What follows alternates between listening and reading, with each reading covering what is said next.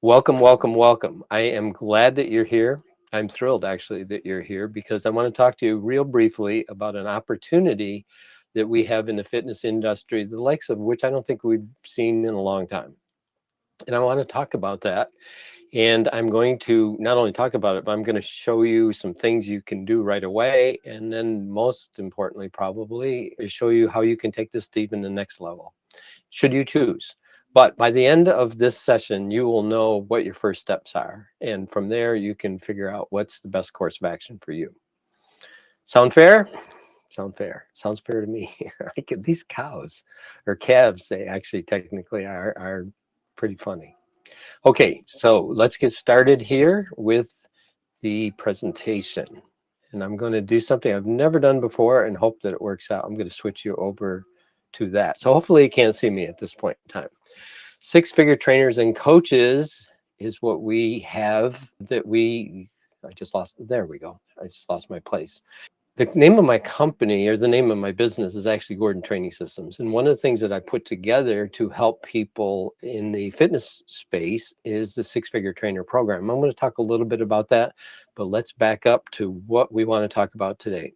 Weight loss drugs could be a game changer in for fitness business growth. And I really, really mean that.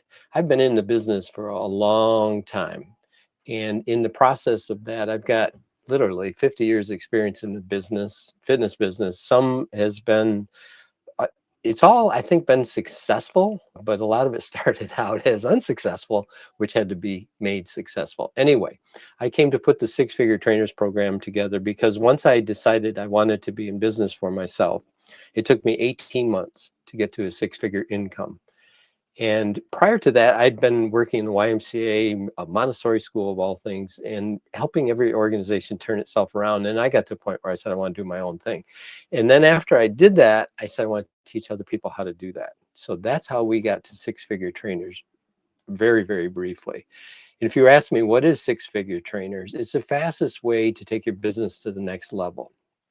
And in the past, there's been a number of different ways that I've done that. It's been a lot of individual mentoring, but I've recently started a group mentoring program, which I'm excited about. If you want to know more about me, there's a couple different things you can do. I'm going to tell you right up front, my web presence is not what I want it to be right now, and I've got some work to do there.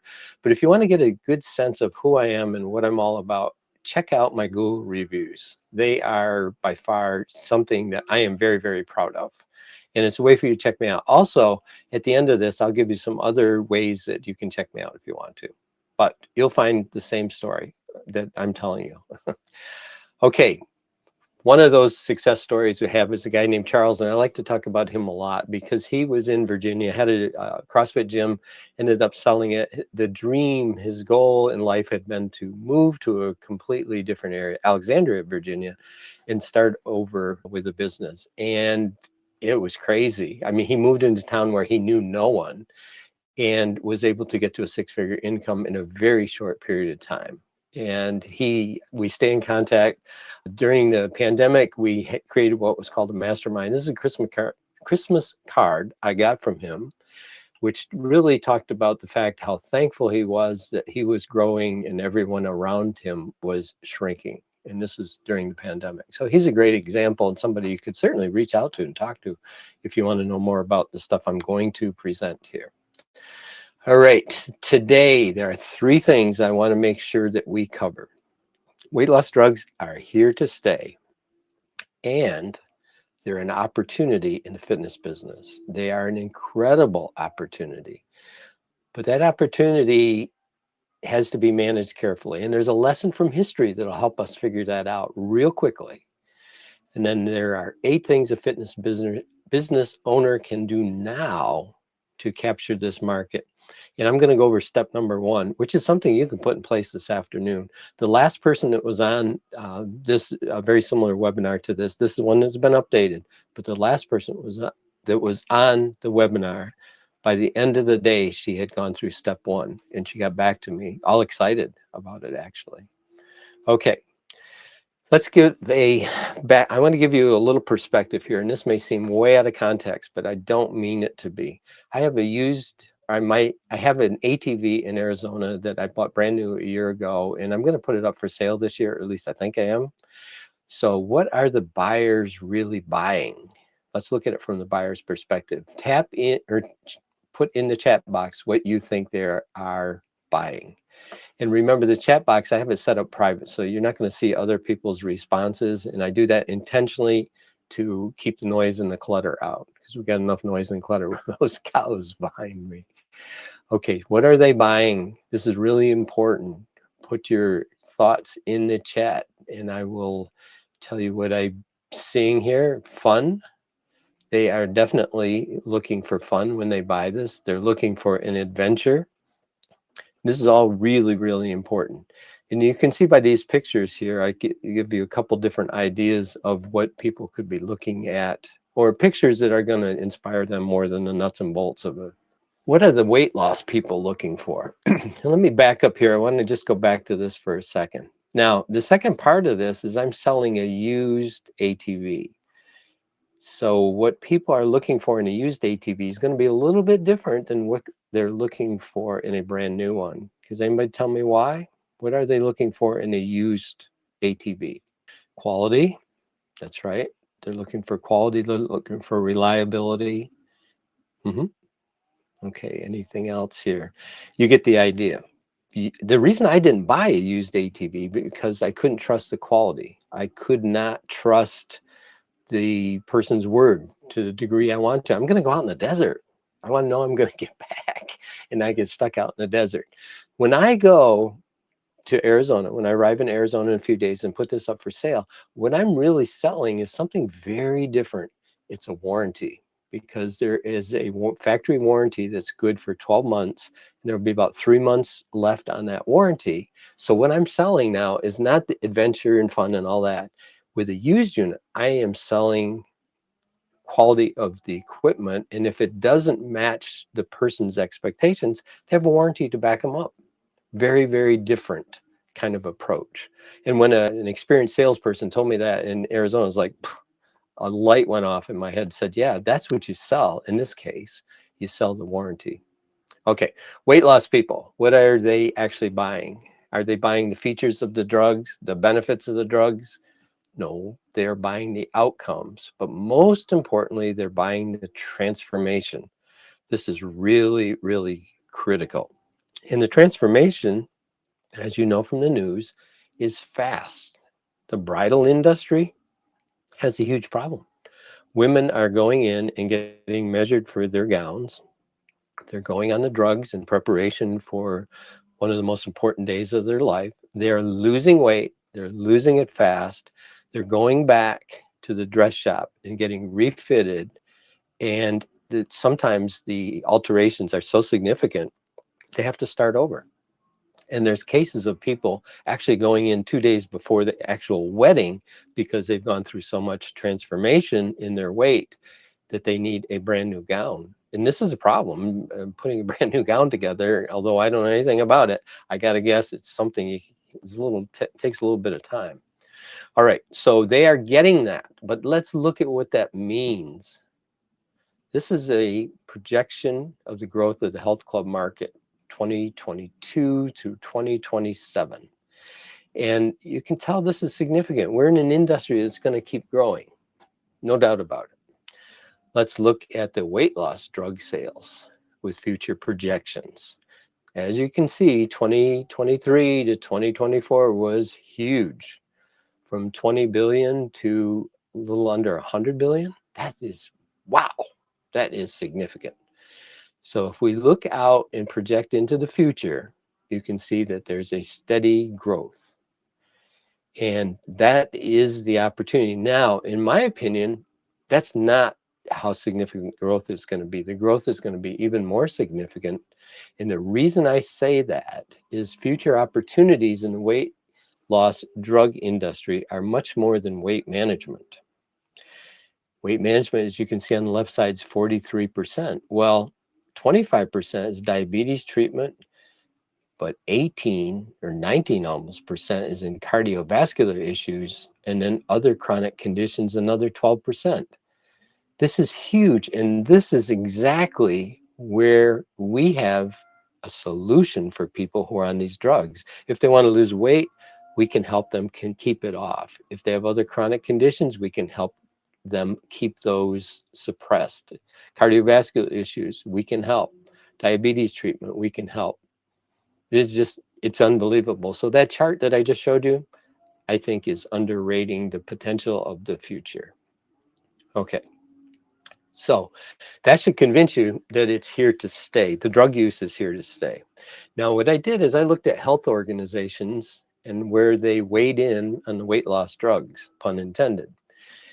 Every single one of them has a philosophy that the drugs are right now seemingly okay as long as they are alongside, in conjunction with, along with lifestyle modifications, in combination with, combining lifestyle. Everything I highlighted there is our opportunity because the people are using the drugs, but every organization is saying, but you need to have more than just drug use. Now, if those top five aren't enough, here's another five, and it's the same thing. And if you want to check this out, just go do a search. Do a search. I'm a huge AI fan right now. Do an AI search on this stuff. It'll be amazing what comes up. So the opportunity is here. It's huge, and it's not going anywhere unless something really bad happens with the drugs. But all indications are that that's not going to be the case. All right. This is a major paradigm shift. And the opportunities are unbelievable if we can figure out how to grab a hold of those opportunities, make the most of it. I had one person write me and say, I'm not interested because if people are too lazy to do the work, I don't want to work with them. That's fair. If that is what he wants, that's fair. I have a belief that many of these people using weight loss drugs are not currently in the fitness industry as we know it, and they will become more interested for a number of reasons. A person feels better about themselves, they're going to want to continue. If the drugs are too expensive, they're not going to want to change their weight. So this is our opportunity. Now let's look at history. I don't know if anybody has ever had a chance to read this, but this is a great book, Psycho-Cybernetics, Maxwell Maltz. He put this together because he was frustrated. He's a plastic surgeon in 1960. The book came out, and he was amazed that the number of people that he did surgery for were not really being fixed. And by that, what I mean is someone would come to him and they would say, well, if I only had this or only had that, I feel better, and blah, blah, blah, blah, blah. So they would go through the plastic surgery and make the change. And then he would follow up with them, and he realized many people were in the category where the plastic surgery made no difference at all. Yes, their body had changed. Yes, their face had changed. But inside, their attitude had not changed. And because the attitude hadn't changed, their perception of themselves had not changed. They didn't fit the new body. And I have firm belief that we can learn a lot from this study and this book, because many of the people that are using weight loss drugs, there's a very similar, in my mind, a very similar analogy to plastic surgery. Yes, you get results, but are the results going to stick? Are they going to stay? And it's all going to come down to other things that we can do to help people cement that in their heads. That's where it starts. And I don't think there's anybody else out there that can do a better job than we can. We've got the models that can do it. We've got to tweak some things. We've got to adjust some things. And it all starts with we have to decide if this is a market we want to work with. And I hope you do, because there is just so much good that we can do in the world by coming alongside this drug use and not trying to challenge it outright. We're not going to change it. It's here to stay. Okay, I mentioned a minute ago, there's strategies and techniques we can use to help these people. Now, some of these are going to be tough for us to wrap our heads around right at this point in time. But if we jump down to the bottom, help them save money by ditching drugs, that's something we can talk about that right now. leverage positive feedback to maintain progress, jumping back up visualization, building a community to cure loneliness and reinforce healthy habits. These are all things we can do right away. Now, the 8, like I just mentioned, may not all come together right away, but it's kind of some guideposts that we can use in our thinking. But it all starts with us deciding that we're going to use strategies of real value and supplement the temporary fixes with a permanent solution. Step number 1. This is something you can do today. I mentioned earlier that one of the people in this program actually did this by the end of the day, and she was thrilled. And set up a program to work with your weight loss drug people. Now, she didn't set up a program in one day, but rather she reached out to everybody she suspected or knew was on the weight loss drugs and asked if they could have a conversation. And that is where we start. This is an emerging market, and I think we want to go carefully. I think we want to reach out to people and have a private conversation with them. Are you using weight loss drugs? And they're probably going to say yes, because we have a relationship with them already.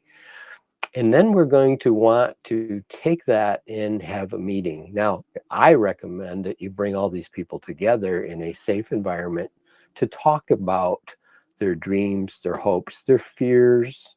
If you've read any of my recent emails, I talk about the most important question you can ask these people is what keeps them awake at night. And it could be something like, I'm not sure I can afford these drugs long term, and I worry about that because I don't want to lose my progress. It could be, I don't know what this means to the rest of my health, and I worry about that. Well, when we understand what keeps people awake at night, then we can address that issue. And we have the programs, we have the solutions to do that.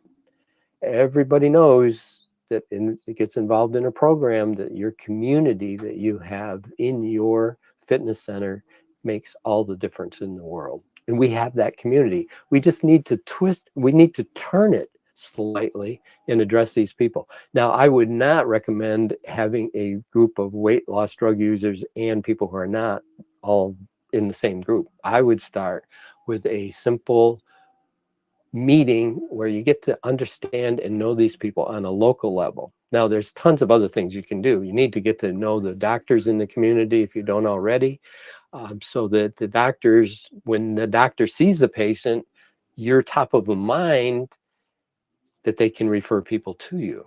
Now, sometimes they can, sometimes they can't. It all depends on the rules of the organization, the medical society, whatever the case might be. But the reality is those connections will be very helpful. Here's a perspective I think we need to think about a lot when we work with these people. Oprah, when she first came out with her weight loss, said she did it the natural way. I happened to see that live. And I have to admit, I thought to myself, she's lying. She did not, given her history, there's no way she did this with just natural old-fashioned. And the next day, I think it was, or 2 days later, she had another revelation that she shared with people that she was in fact using weight loss drugs. This was a problem because she was on the board of the Weight Watchers. And as you probably know, she resigned from that very soon afterwards. But what's really important for us to remember is she did not go public because she felt blamed, shamed, and ridiculed for a lifetime about her weight. Now, if she feels that way with where she is in life, I've got to imagine that all of our people feel the same way. And if they feel that way, we have to be very careful in terms of how we handle them. Now, acceptance of these drugs right now is going to be different than it is a year from now. But right now, we have to be very careful. And I only offer that as part of your plan to meet with the people. It's really important that you keep that in mind. Okay, what we covered today, weight loss drugs are here to stay, and they're an opportunity. The lesson from history with the book, and then 8 things you can do, but most important, the thing you need to implement today. Now, I've attended a lot of webinars, and sometimes I walk away and I don't do anything with it. I hate to admit that, but that's the reality. And I know that a lot of people listen to my webinars. It's the same thing. Life happens.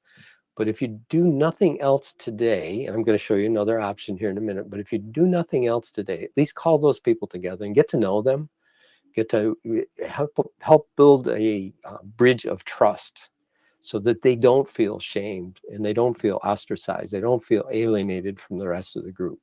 If you would like some help on this, I have an opportunity for you.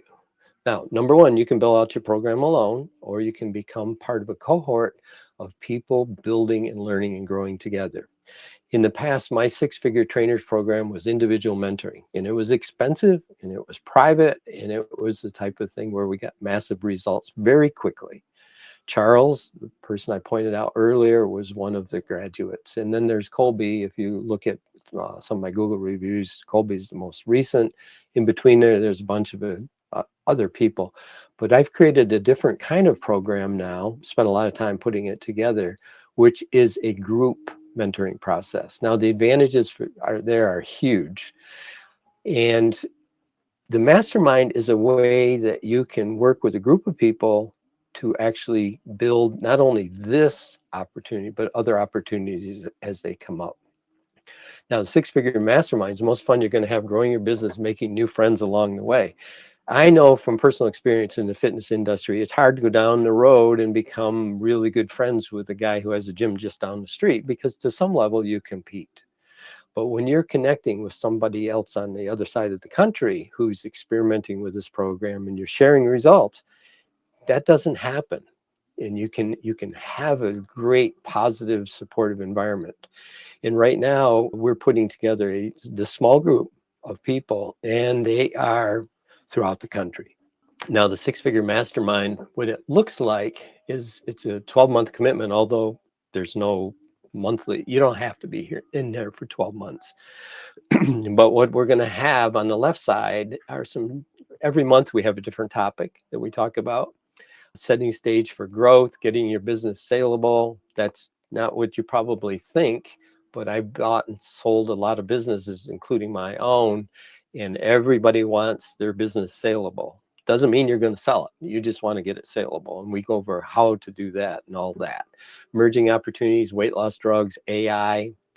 Those are things we're going to explore every month. Now, what that looks like each month on the right-hand side is you have training.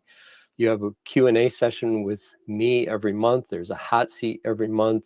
There's office hours every month. And you have a peer network, 24/7, share successes, ask questions, and there are other bonuses too. So six-figure mastermind is one way you could approach this problem and be part of a larger cohort.